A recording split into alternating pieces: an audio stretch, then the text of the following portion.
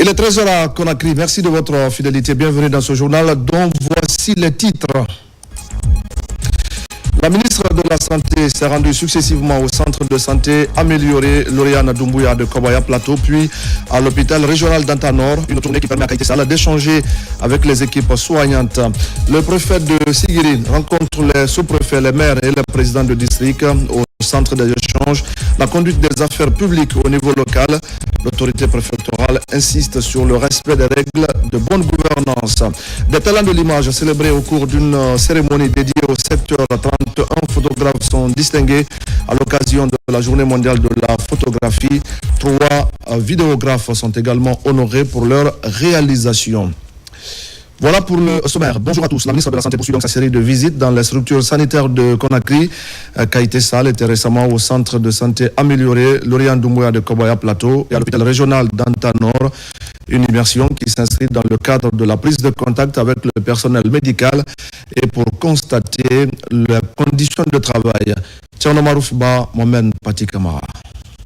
Engagé à améliorer la qualité des soins au bénéfice des populations, la ministre de la Santé et de l'Hygiène publique est à nouveau sur le terrain. Le centre de santé amélioré Lauriane Doumbouya de Wanindara en Haute-Banlieue reçoit la patronne du département de la santé. Cette visite s'inscrit dans le registre d'une prise de contact afin de s'imprégner du fonctionnement et des conditions de travail des agents de santé de cette structure.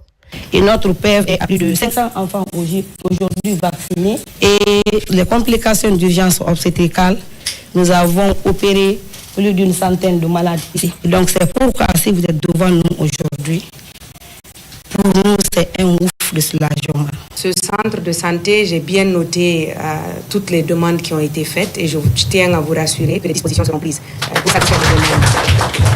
Je note un manque de ressources humaines adaptées aux différents services pour assurer l'opérationnalisation effective du centre. J'ai noté l'installation du porte-patient, de l'ascenseur, si on dit ça, de la chambre froide qui est déjà là, les équipements manquants dans les différentes salles que nous avons eu à visiter. De ce centre, la ministre Kaïté Sall, accompagnée du représentant de l'Organisation mondiale de la santé, s'est rendue au centre hospitalier d'Antanor. Dans cette structure sanitaire régionale de Conakry, les besoins prioritaires des travailleurs sont évoqués. Devant le personnel, la ministre appelle les uns et les autres au respect de leurs serments. C'est un hôpital qui est en construction. Donc, vraiment, on attend vivement que le ministre et Madame la ministre a donné des instructions au directeur national des hôpitaux qui contactera les différents services techniques afin de répondre favorablement à toutes ces difficultés. Cette immersion dans les structures sanitaires de Conakry aurait permis à la ministre de pouvoir évaluer les besoins afin de trouver des solutions adaptées en lien avec la feuille de route du département. Au ministère de l'Industrie de la qualité de la Chambre de commerce de s'assurer que le consommateur est suffisamment approvisionné, que de la bonne qualité leur est servie et que les prix sont respectés. Karim Kamara. Le ministère de l'Industrie et du Commerce, toujours à cheval sur la régulation du marché.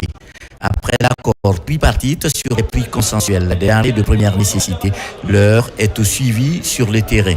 Les acteurs d'une mission conjointe prennent d'assaut les marchés de Conakry. C'est le lancement de la campagne nationale de contrôle des prix, de la qualité et des poids et mesures.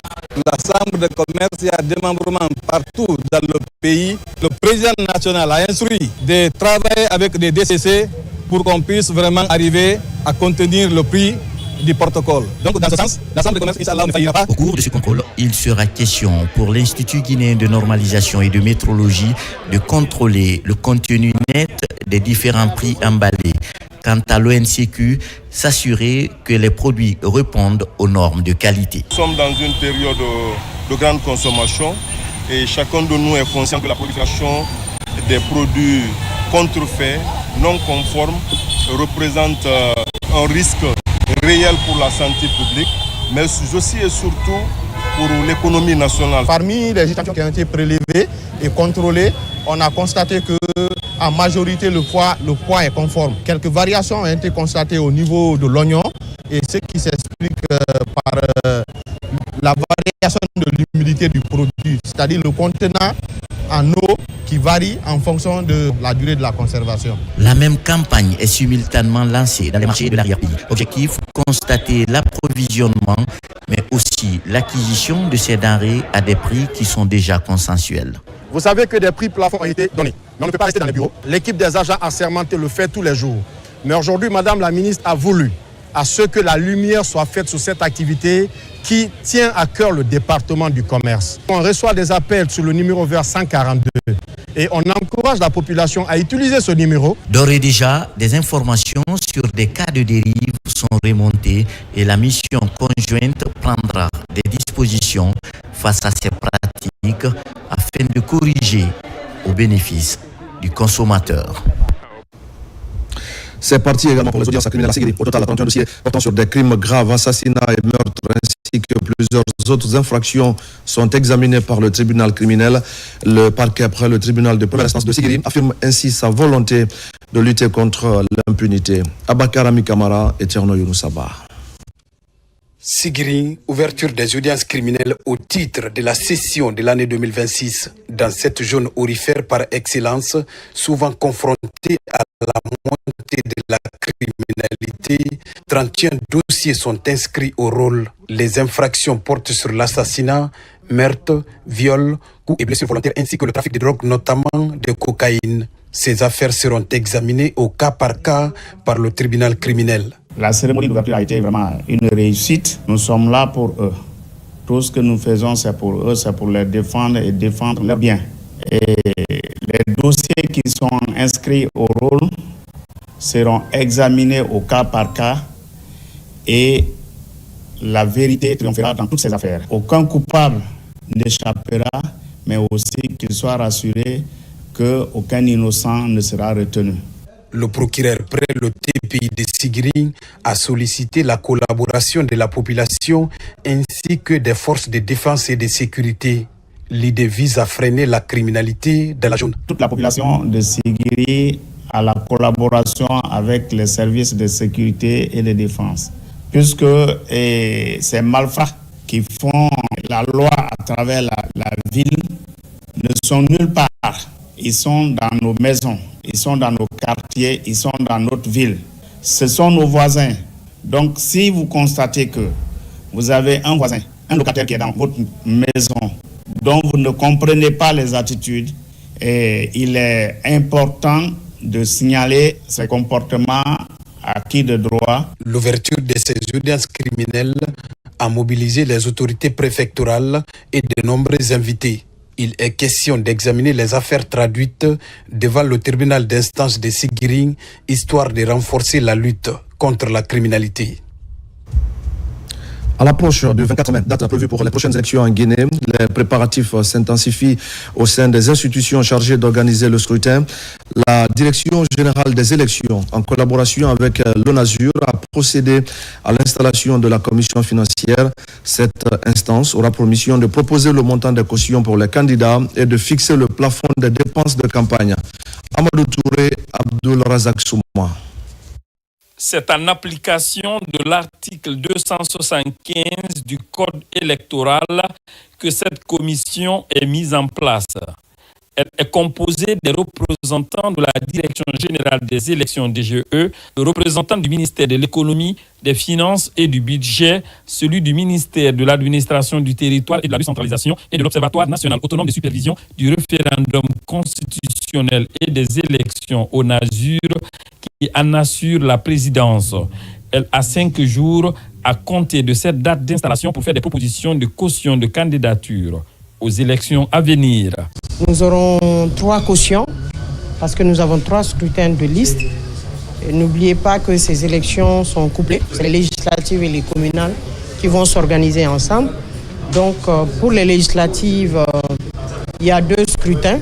Le scrutin de liste à la représentation proportionnelle pour les élire 49 députés sur les listes nationales.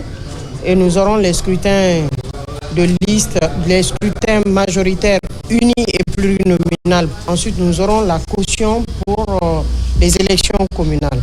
Donc, les conseillers aussi varient de 11 à 45 conseillers par commune en fonction du nombre de la population. Cette commission de 5 membres, présidée par M. Mamadou Sanoussi Ba, membre de l'ONASUR, va aussi faire des propositions pour le plafonnement des dépenses de campagne. Un sentiment de joie, mais aussi de reconnaissance envers toutes ces personnes qui m'ont renouvelé leur confiance en présidant pour une deuxième fois la commission financière. Sauf que cette fois-ci, la charge elle est plus lourde, vu que nous couplons les deux élections. Mais nous ferons tout pour mériter cette confiance. En ce qui concerne la caution, nous avons plusieurs niveaux. Parce que nous avons des élus locaux, nous avons les députés.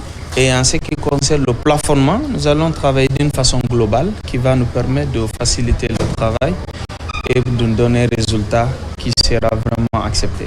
Ces membres installés ont 5 jours pour faire une proposition de montant qui sera ensuite soumise à l'approbation du président de la République qui est le seul à valider avant sa promulgation. À Sigiri encore, le préfet a présidé une importante réunion de travail avec les sous-préfets, les maires et les présidents de district. Cette rencontre avait pour objectif de rappeler aux responsables locaux l'importance de la transparence dans la gestion des affaires publiques et du respect des principes de bonne gouvernance au sein des collectivités à la base. On fait le point avec Marie Koumba Sovogui et Adama Elza Traoré. Dans cette salle de la Maison des Jeunes, ces échanges regroupent l'ensemble des administrateurs territoriaux de la préfecture de Sigiri. La démarche consiste à inviter les uns et les autres à maintenir la transparence dans la gestion des affaires publiques. C'est une décision du ministère de l'administration du territoire et de la décentralisation qui vise à améliorer la gouvernance locale participative. C'était pour transmettre les instructions fermes de monsieur le ministre de l'administration du territoire et de la décentralisation. Tous ceux qui sont ou tous ceux qui seront dans les 3 dernières catégories, ils n'ont qu'à plier les bagages parce qu'ils seront remplacés. On ne doit pas fermer la porte à la population.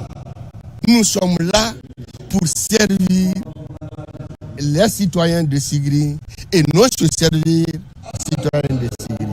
Ceux qui n'ont pas compris ça, maintenant ils sont tombés dans le filet de la loi et la loi sera appliquée. Et si l'initiative est bien appréciée par les participants, elle vise à promouvoir la lutte contre la corruption dans les collectivités décentralisées. Les présidents de district de chaque sous-préfecture doivent faire des comptes rendus à leur population. Et les comptes rendus, c'est pour détailler la rentrée et l'utilisation des fonds qu'ils obtiennent à travers les activités menées dans leur localité. Je voudrais porter ce message-là pour nos collègues présidents de délégation spéciale. Vous savez, nous aujourd'hui, notre défi dans nos communes, c'est le défi de la bonne gouvernance. Donc tout ce que nous devons faire doit être caractérisé par la légalité et la transparence. Au thème de cette rencontre, l'invite est faite à ses responsables à s'impliquer activement dans la vulgarisation du contenu de cette décision auprès de leurs collègues de service pour le bonheur des collectivités respectives. Lancé il y a une semaine par le ministre de l'Éducation nationale, le processus d'immatriculation systématique des élèves des écoles primaires se poursuit à travers le pays. Dans la préfecture de Debreka, la restitution a mobilisé une centaine de délégués scolaires. L'opération vise à doter chaque élève guinéen d'un identifiant unique afin de retracer son parcours scolaire. Abdul Aziz Baldé. Garantir une meilleure planification éducative pour une maîtrise parfaite du flux des élèves, tel est le cheval de bataille du ministère de l'Éducation nationale. Dans la préfecture de Dubreka, le processus d'immatriculation systématique des élèves regroupe plus de 400 directeurs d'école pour une restitution qui vise à garantir une gestion transparente des effectifs et un suivi rigoureux des parcours scolaires. La croissance des effectifs scolaires, les mouvements d'élèves entre établissements, ainsi que les défis liés à la fiabilité des statistiques éducatives rendent indispensable la mise en place d'un système d'identification unique pour chaque élève. On n'a plus besoin d'appeler un chef d'établissement ou un directeur d'école pour nous envoyer les statistiques. Si Aujourd'hui, les élèves sont inscrits et ils sont immatriculés. Là, les données sont à la disposition de tout le monde. Et quand les données sont exactes, je pense bien que c'est une mesure très bien, une mesure qui est à saluer. Le programme d'immatriculation des élèves primaires s'inscrit dans la dynamique des réformes engagées par le gouvernement de la République de Guinée en vue de renforcer la gouvernance éducative afin de disposer des données fiables. Cette innovation vise un objectif clair, renforcer la traçabilité du parcours scolaire des apprenants et garantir davantage de transparence, de crédibilité et d'intégrité dans l'organisation des évaluations nationales.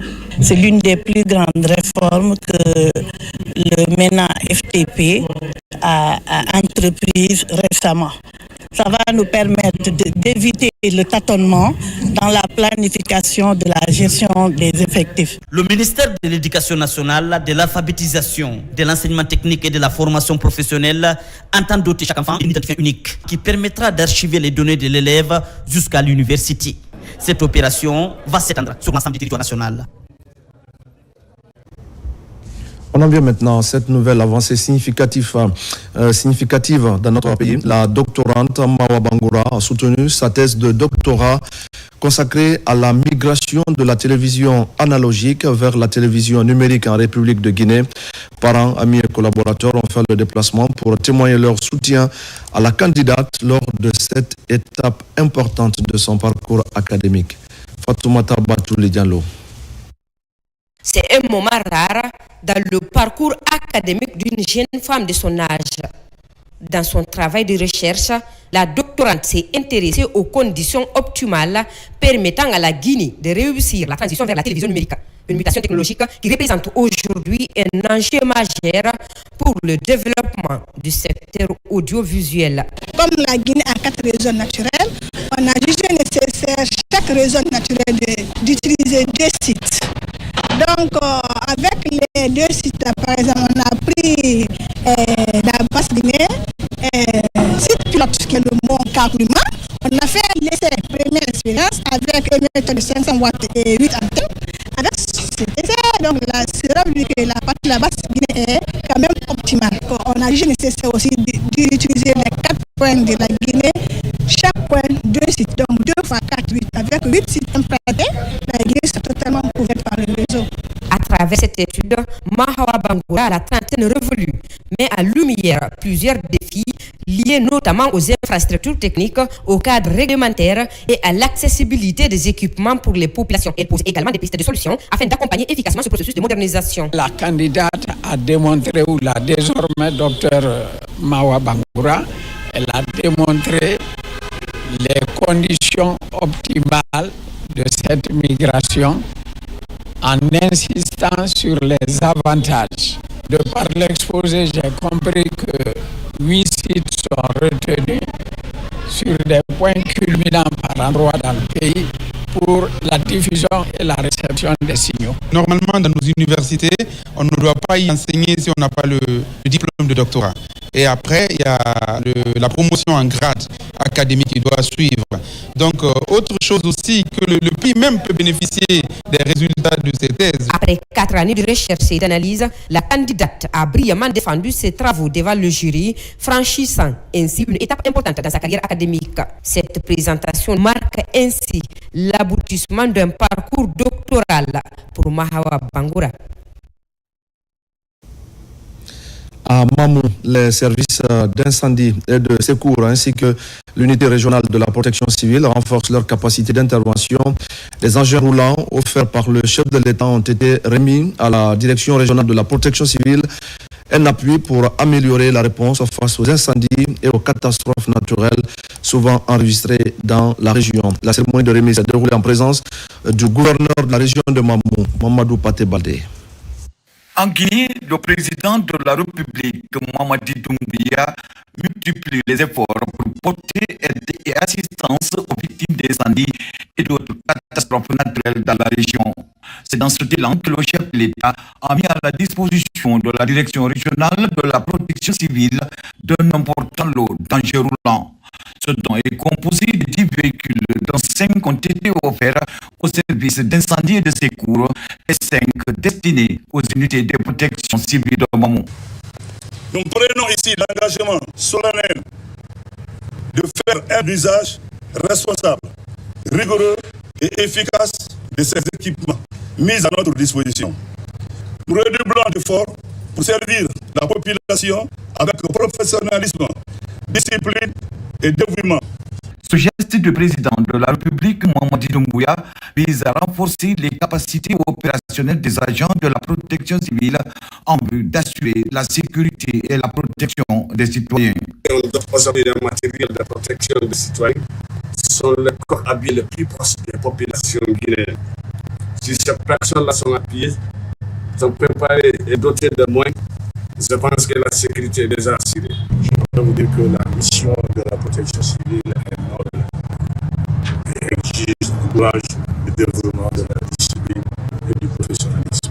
Avant l'arrivée de ces engins, les services d'incendie et de secours de Mamou ne disposaient qu'un seul véhicule d'incendie d'une capacité de 3000 litres et d'une ambulance en mauvais état. Avec l'arrivée de ces nouveaux équipements, ces agents pourront désormais intervenir à tout moment et à n'importe quelle distance dans la région pour secourir les victimes. Et puis le district de Kalkouré, sous-préfecture de Soumbalako, a accueilli la cérémonie de remise d'équipements et de semences destinées à la mise en place d'une pépinière de plants greffés. Cette initiative s'inscrit dans le cadre du programme de réinsertion socio-professionnelle des migrants guinéens rapatriés, une action qui vise à favoriser l'autonomisation des bénéficiaires et leur intégration dans le tissu économique local. Makemed Onzo et Moussa Bangoura. Cette initiative s'inscrit dans les efforts du gouvernement visant à accompagner le ministère des Affaires étrangères à travers la direction générale du Fonds d'assistance des Guinéens rapatriés dans la promotion d'activités génératrices de revenus et la création d'opportunités économiques durables pour nos compatriotes de retour au pays. Il est de notre devoir de matérialiser la politique de refondation du gouvernement guinéen, d'accompagner et d'appuyer les migrants guinéens retournés au pays pour leur intégration à travers des projets socio-professionnels et économiques générateurs de revenus. Depuis la création de la Direction générale du Fonds d'assistance aux Guinéens rapatriés, la direction a mis en place divers ouvrages et aujourd'hui nous voilà mobilisés pour la remise officielle de ce lot d'équipements et de semences dédiées à une pépinière et de greffage de plantes à Kalikouré d'Amamou. À travers ce don d'équipements et de semences destinés à la mise en place d'une pépinière de greffage de plants, les bénéficiaires sont formés aux techniques de production de plants greffés. Cette action contribue ainsi au développement de l'agriculture locale, à la protection de l'environnement et à l'amélioration des conditions de vie des communautés. La pépinière et le greffage de plantes que nous réceptionnons ce jour représente bien plus qu'une simple infrastructure agricole. Il symbolise l'espoir, la renaissance et la productivité. C'est un geste qui nous va droit au cœur pour avoir choisi Mamou comme l'une des villes ayant bénéficié ce don, ces assistances. En cela, je vous invite à prendre soin de ces intrants qu'on vient vous remettre. Le gouvernement réaffirme ainsi son engagement à soutenir les initiatives favorisant l'autonomisation, l'inclusion socio-économique et la valorisation des compétences des migrants guinéens rapatriés. La promotion des métiers de l'image en Guinée était au cœur d'une cérémonie organisée à Conakry par l'Office national du cinéma, de la vidéographie et de la photographie. 31 photographes ont reçu leur certificat à l'occasion de la Journée mondiale de la photographie célébrée le 19 août 2025. 3 vidéographes ont également été récompensés pour la qualité de leur production dans le cadre de la Parade sur scène 2026. Adia Toubari. Objectif braqué, regard fier et applaudissements nourris dans la salle. Ces 31 photographes reçoivent leur certificat après avoir pris part aux activités organisées à l'occasion de la Journée mondiale de la photographie de 2025. Une reconnaissance qui vient saluer leur engagement et leur contribution à la promotion de l'image et de la créativité artistique en Guinée. Aujourd'hui que nous pouvons récompenser ces personnes et en même temps profiter pour les demander à venir auprès de leur maison ou leur institution mère qui s'occupe de ces 3 portefeuilles dont le métier combat. C'est pour nous une mission accomplie et nous allons dans ce sens là à promouvoir ces secteurs. C'est un grand honneur pour nous, pour cette reconnaissance, surtout aujourd'hui, de commencer encore l'année 2026 par ce signe de reconnaissance à l'endroit des photographes guinéens. Au-delà de la photographie, la cérémonie a également mis en lumière le talent des vidéographes. 3 professionnels de l'image ont été distingués pour la qualité de leur production dans le cadre de la 2e édition de la Parade sur scène. Une récompense qui témoigne de la vitalité du secteur audiovisuel guinéen. Je suis très content pour ça, parce que nous sommes une entreprise audiovisuelle. Depuis notre arrivée, il y a eu beaucoup de révolutions, il y a eu beaucoup de changements. Et on est déjà content de la direction générale de l'ONACI pour ces satisfecits et pour ces remises d'enveloppes. À travers cette cérémonie, l'Office national du cinéma, de la vidéographie et de la photographie réaffirme sa volonté de soutenir la formation, la créativité et l'excellence dans les métiers de l'image. Un engagement qui contribue à structurer davantage l'industrie audiovisuelle et à révéler de nouveaux talents. Et c'est la fin de ce journal. Merci à tous de l'avoir suivi. Je vous retrouve tout à l'heure à 17h pour un nouveau point sur l'actualité de la Guinée, notre paradis terre de richesse et d'innovation. À tout à l'heure.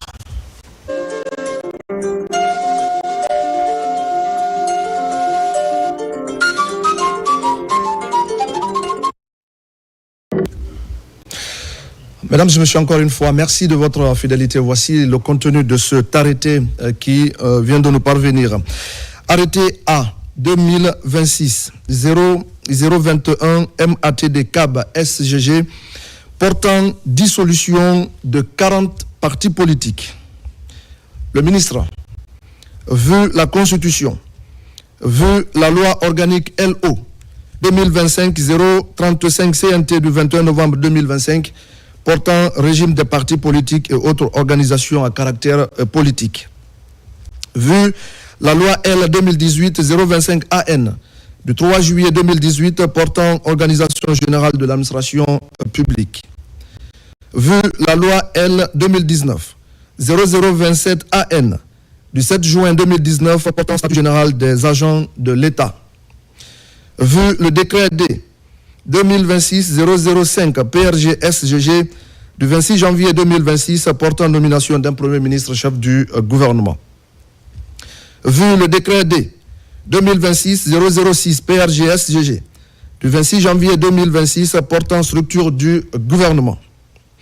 Vu le décret D 2026-008, 009, 010 et 016 en date du 2, 3, 4 février 2026 portant nomination des membres du gouvernement. Vu le décret D 2026-0019 PRG-SGG du 9 février 2026 portant attribution des ministères et secrétariats généraux appartenant à la structure du gouvernement. Vu la décision numéro 0011 MATD CAB DGAP 2025 du 20 août 2025 portant suspension de 3 partis politiques pour une durée de 90 jours. Vu le rapport final d'évaluation des partis politiques publié le 14 mars 2025 et le rapport de vérification de février 2026 arrête. Article 1er. Les partis politiques dont les dénominations, sigles et numéros d'agrément indiqués dans le tableau ci-dessous sont dissous pour manquement à leurs obligations. 1. Dénomination. Union des forces démocratiques de Guinée. Sigle UFDG. Numéro agrément A. Numéro 1555 MIS CAB du 304 1992. 2. Parti de renouveau et du progrès. PRP. Numéro agrément A. Numéro 3547 MATD CAB DNAP 015 du 3 septième 2015. 3. Rassemblement du peuple de Guinée Arc-en-Ciel, RPG AEC. Numéro agrément A. Numéro 1540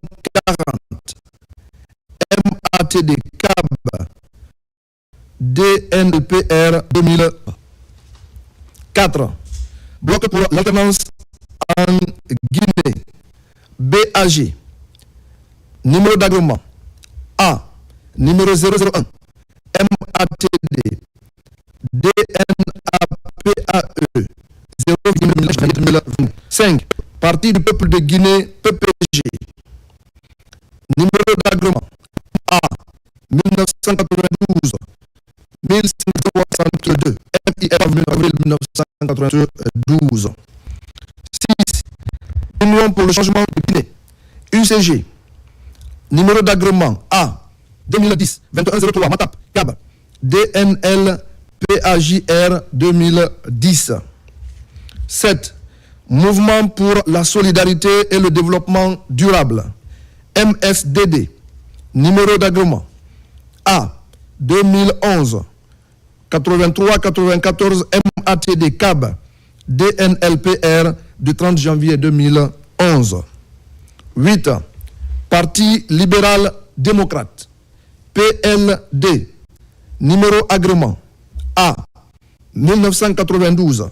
1561 MIS CAB du 20 janvier 1992. 9. Parti guinéen pour la solidarité et le développement. PGSD. Numéro agrément A.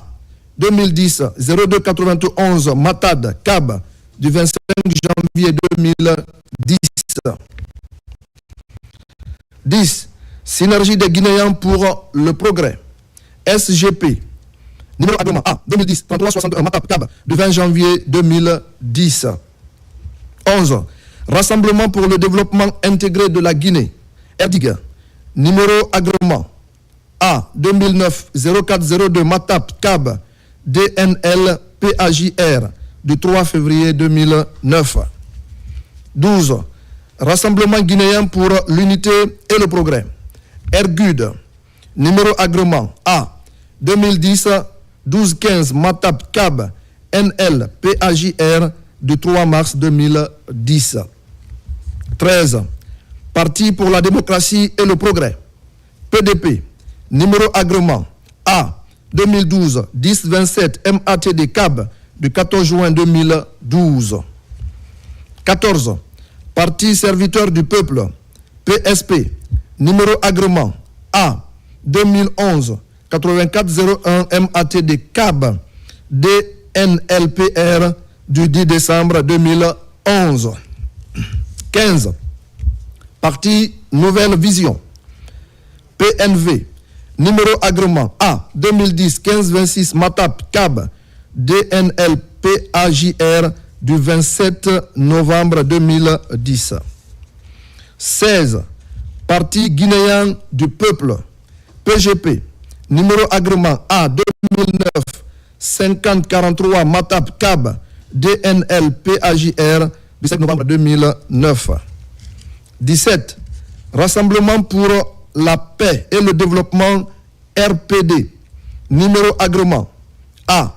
1992 1675 MIS CAB du 14 avril 1992.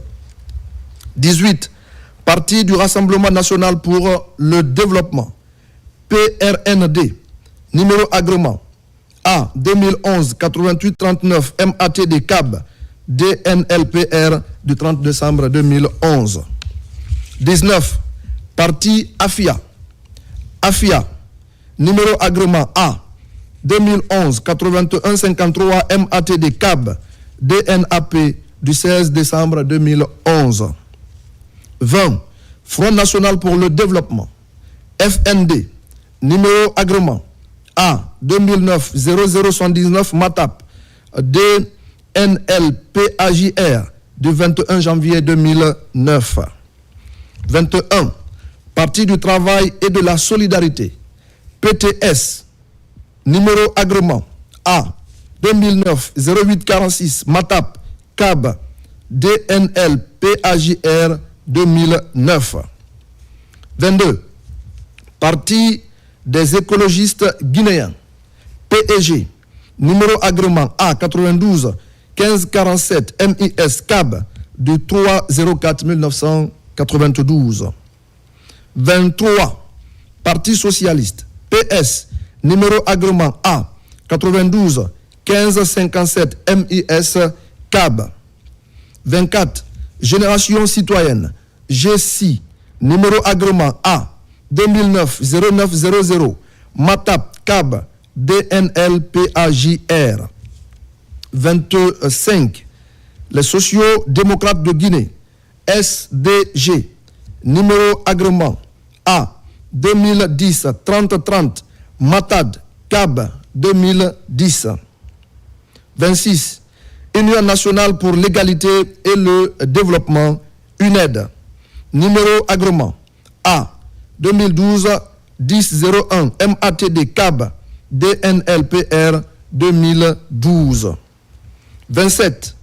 Union pour une Guinée nouvelle, UGN, numéro agrément A 2010 68 66 Matad CAB 2010.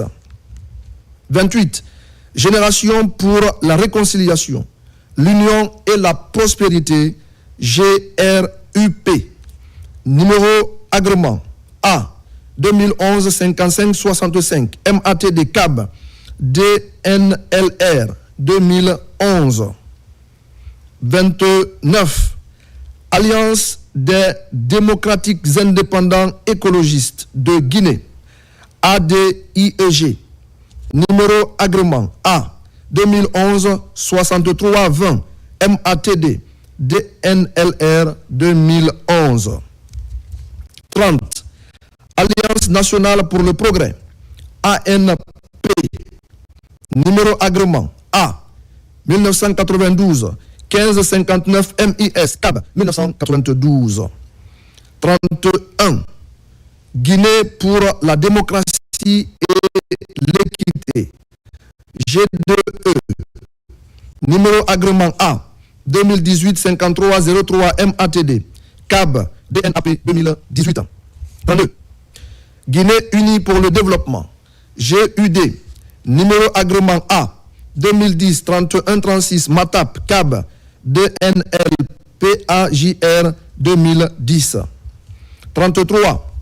Parti de la Révolution populaire africaine de Guinée, PRPAG, numéro agrément A 1998 0075 MID CAB DNL PAJ 1998. 34. Parti de l'unité et du progrès, PUP, numéro agrément A 1992 1949 MIS CAB 1992. 35. Union des forces démocratiques UFD, numéro agrément A 1992 1950 MIS CAB 1992. 36. Union des forces républicaines, UFR, numéro agrément A 92 1950 MIS CAB 1992.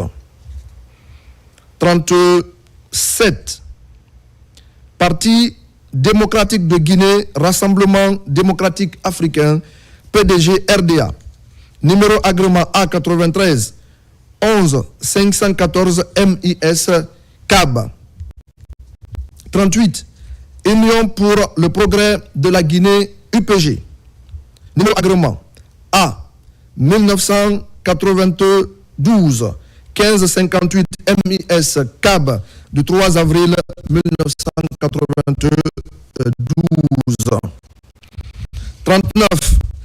Union guinéenne pour la démocratie et le développement, UGDD, numéro agrément A 2008 3770 Matad CAB DNL PAJR du 8 décembre 2008. 40. Alliance pour le renouveau national, ARENA, numéro agrément A 1992 36 25 MIS CAB du 27 août 1992. Article 2. La présente dissolution entraîne la perte immédiate de la personnalité morale et du statut juridique des formations concernées. En conséquence, toutes activités politiques au nom de ces partis sont interdites sur l'ensemble du territoire national et dans les missions diplomatiques. L'utilisation des sigles, logos, emblèmes et autres signes distinctifs est prohibée. Les locaux abritant les sièges nationaux et les représentations déconcentrées sont mis sous scellé. Article 3. Le patrimoine des partis dissous est placé sous séquestre. Un curateur sera nommé pour assurer la dévolution des biens. Article 4. La Direction générale des affaires politiques, la Direction générale des élections, la Direction générale de la police nationale, le Haut commandement de la gendarmerie nationale, Direction de la justice militaire, les gouverneurs des régions administratives, les préfets et les sous-préfets sont chargés, chacun en ce qui le concerne, de l'exécution du présent arrêté. Article 5. Le présent arrêté, qui abroge toutes dispositions antérieures contraires, prend effet à compter de sa date de signature, sera enregistré et publié au journal officiel de la République. Conakry, le 6 mars 2026, signé le ministre Ibrahima Khalil Condé. Merci.